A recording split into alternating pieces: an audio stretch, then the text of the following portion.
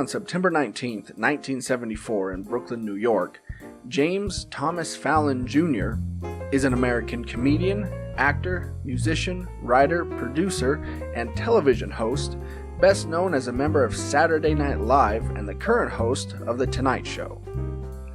Starting as a stand-up, Fallon achieved a lifelong dream of being cast as a member of Saturday Night Live, where he would do impressions, parody songs, and would host Weekend Update alongside Tina Fey. Fallon tried his hand at films with moderate success, then gained greater fame as host of Late Night in 2009, then host of The Tonight Show in 2014. But you already knew that. So, here are 10 things you probably didn't know about Jimmy Fallon. Number 10. He wanted to become a priest. Fallon grew up in a very religious Catholic household. Before marrying his father, Jimmy's mother, Gloria Fallon, was a Catholic nun. For a time, Fallon considered becoming a priest. He would attend Mass with his grandfather every week. He said he loved everything about the church, from the scent of the incense to the warm feeling you felt when you left the church. Ultimately, however, he decided to become a comedian instead. Number 9. His future was predicted early. Fallon was always the class clown. His mother would encourage him to perform and would say if you give him an hour, Jimmy could impersonate anyone. While he was in school, he was voted most likely to take over for David Letterman.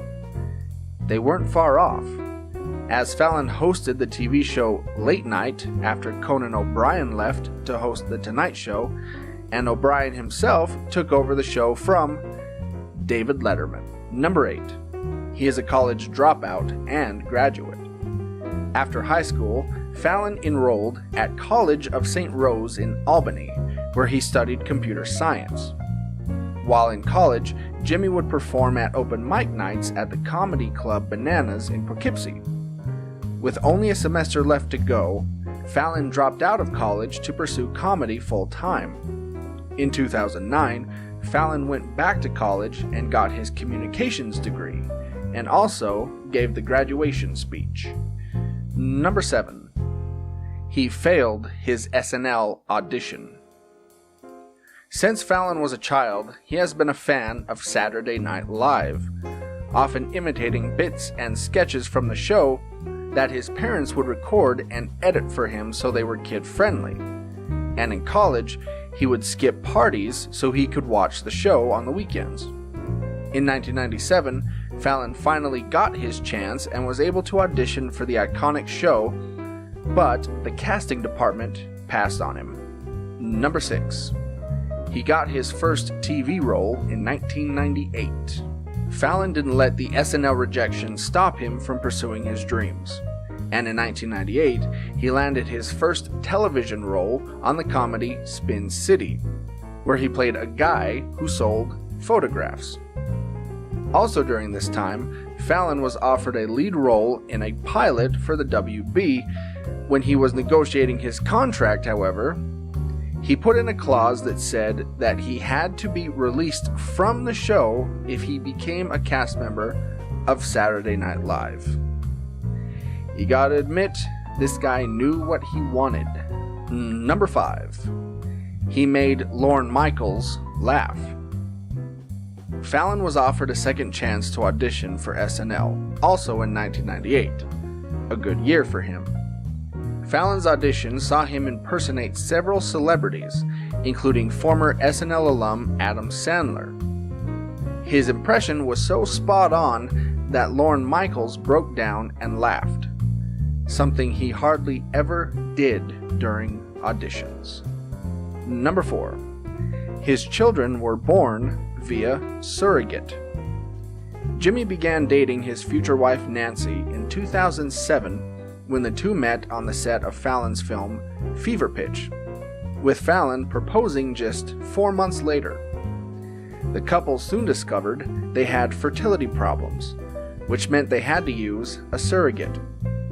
Fallon is notoriously private about his life and family, but he did talk about this aspect of his life in 2013 when he was on the Today Show saying, quote, "Try every avenue.